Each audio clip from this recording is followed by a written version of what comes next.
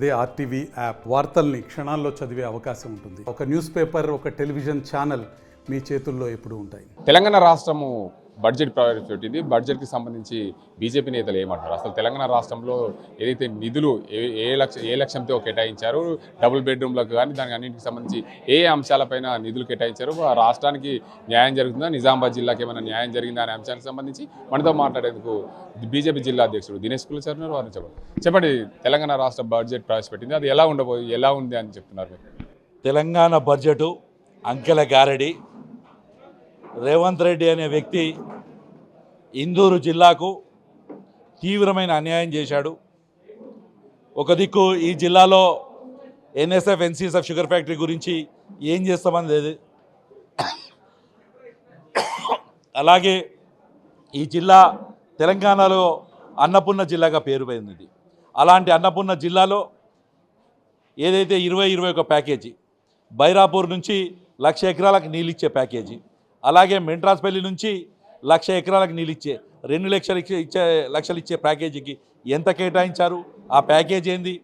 అన్నిటికన్నా ఎక్కువ ఈ జిల్లాలో సుమారు 60-70 వేల మంది గల్ఫ్ అన్నలు ఉన్నారు. గల్ఫ్ అన్నలకు ఒక 500 కోట్లు పెట్టడానికి ఈయన దగ్గర లేదు.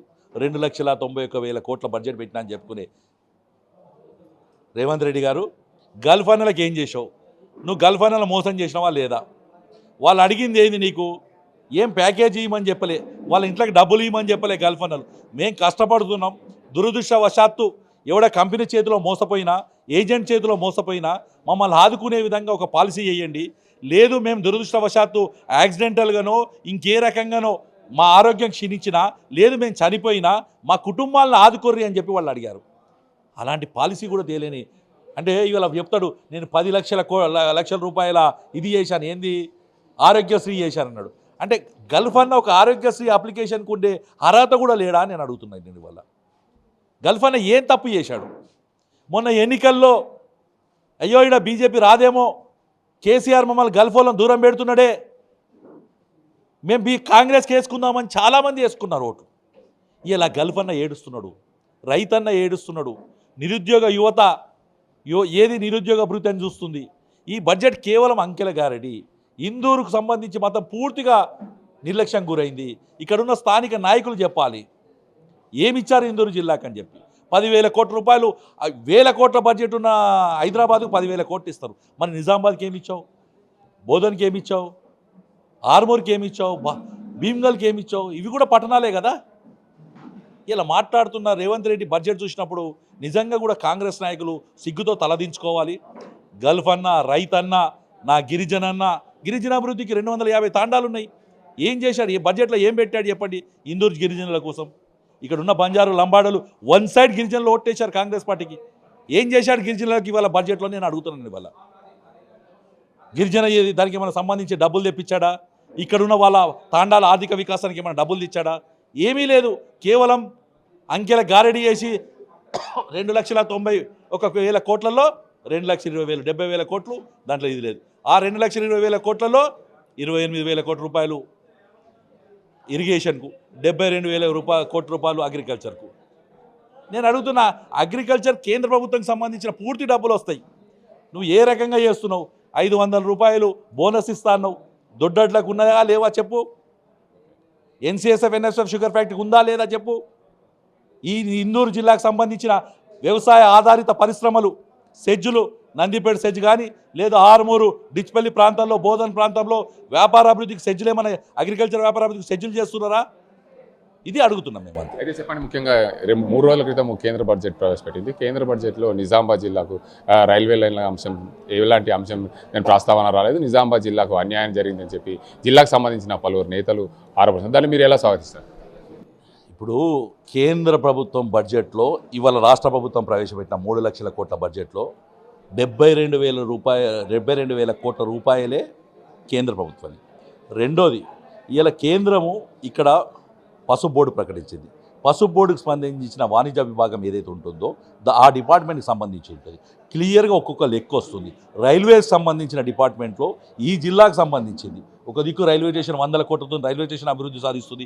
అలాగే మనం ఇది ఉంది ఏదైతే ఆర్మూర్ నుంచి ఆదిలాబాద్ దాకా రైల్వే లైన్ గురించి ప్రతిపాదన ఉందో కేంద్ర పరిశీలనలో ఉంది. దానికి డ్రాయింగ్స్ కావాలి. ఈ బడ్జెట్లో కేటాయించాలి. ఆ కేంద్ర ప్రభుత్వం రైల్వే డిపార్ట్మెంట్ ఏదైతే సెంట్రల్ గవర్నమెంట్ మన సికింద్రాబాద్ జోన్ ఉందో జోన్ నుంచి పోయిన ప్రతిపాదనను కేంద్ర ప్రభుత్వం ఆమోదించడం జరిగింది. కాబట్టి రైల్వే బడ్జెట్కి ఇబ్బంది ఉండదు. రైల్వేలో స్పష్ట బడ్జెట్ ఉంటుంది.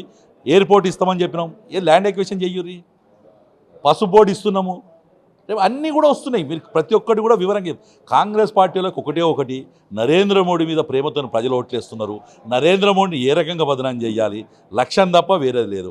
కేంద్ర ప్రభుత్వం మొన్న పెట్టిన బడ్జెట్లో ఈ ప్రాంతానికి సంబంధించింది 72,000 కోట్ల రూపాయల అభివృద్ధి కార్యక్రమాలు పెట్టడం జరిగింది. అంటే తెలంగాణ రాష్ట్రంకే గ్రాంట్ కింద వచ్చాయా, మిగతా రాష్ట్రాలకు కూడా ఈ గ్రాంట్ కింద వస్తాయి? ఆంధ్రప్రదేశ్కు పెద్దపీట వేశారు, బీహార్కు పెద్దపీట వేశారు అని చెప్పి ఆరోపణలు చేస్తారు. ఇప్పుడు ముఖ్యమంత్రి రేవంత్ రెడ్డి డబ్బులున్న హైదరాబాదుకు 10,000 కోట్లు ఇవ్వచ్చు. అసలు రాష్ట్రమే అధికారం లేదు మాకు, అంటే క్యాపిటలే లేదు, మేము కట్టుకుంటాం రా మొర్రో అని చెప్పి ఆంధ్రప్రదేశ్ అడుక్కుంటే ఆకలితో ఉంటానని చెప్పి వాడికి 15,000 కోట్లు ఇచ్చిండొచ్చు. నువ్వు ప్రతిపాదనలు పంపి కదా, రాష్ట్రం వాళ్ళ ప్రతిపాదనలు పంపించుకున్నారు, వాళ్ళు అడుక్కున్నారు, నువ్వు కూడా ప్రతిపాదనలు పంపించినప్పుడు 100% నీకు కూడా ఇస్తారు కదా. కేంద్ర ప్రభుత్వం ఎన్ని ఇవ్వలేదు నీ దగ్గర? ఏది నీ ప్రతిపాదనలు ఏవి, నీ ప్రపోజల్స్ ఏవి? ఎంపీలను కూర్చోబెట్టి 17 మంది ఎంపీలు ఉన్నారు. ఒక ముఖ్యమంత్రి కార్యక్రమం ఏముంటుంది? 17 మంది ఎంపీలు బడ్జెట్ కన్నా ముందు కూర్చోబెట్టి బాబు మన రాష్ట్రం నుంచి ప్రతిపాదన ఉన్నాయి, అందరం కలిసిపోయి తీసుకొని ఇద్దాము. ఈయనకు కాంగ్రెస్ పార్టీ నాయకులను కలిసే టైమే లేదు. సోనియా గాంధీ, రాహుల్ గాంధీ, కేసీ వేణుగోపాలు వాళ్ళని కలిసి వాళ్ళకు డబ్బుల మూటలు అప్పయ్యేందుకు టైం దొరుకుతుంది తప్ప ప్రధానమంత్రిని ఈ 17 మంది ఎంపీలను తీసుకుపోయి కలుస్తే తప్పేముంది? కలిసి ఈ మా రాష్ట్రంలో అదే చూడండి, మీరు ఆంధ్రప్రదేశ్కి సంబంధించింది మొత్తం అందరు కలిసిపోయి ప్రధానమంత్రిని కలిసిరు. సార్ మా ఈ ప్రాబ్లం ఉంది, మమ్మల్ని ఆదుకోండి అని చెప్పి అడిగారు. వాళ్ళకి ఇచ్చిండొచ్చు, మనకు కూడా ఇస్తారు కదా. మనం తెచ్చుకుంటే ఇప్పుడు మనకు ఒక ప్రాజెక్ట్ ఉంది, ఇరిగేషన్ ప్రాజెక్ట్ ఉంది. ఆ ఇరిగేషన్ ప్రాజెక్ట్ మీరు అవినీతి జరిగిందని మీరు పెట్టారు. దాన్ని కేంద్రం ఎట్లా జాతీయ ప్రాజెక్ట్ కింద ప్రకటిస్తుంది? అవినీతి జరిగిందని అందరం అంటున్నాం కదా దాంట్లో. కాబట్టి ఇవన్నీ కూడా మనం గుర్తుంచుకోవాల్సిన అవసరం ఉంది.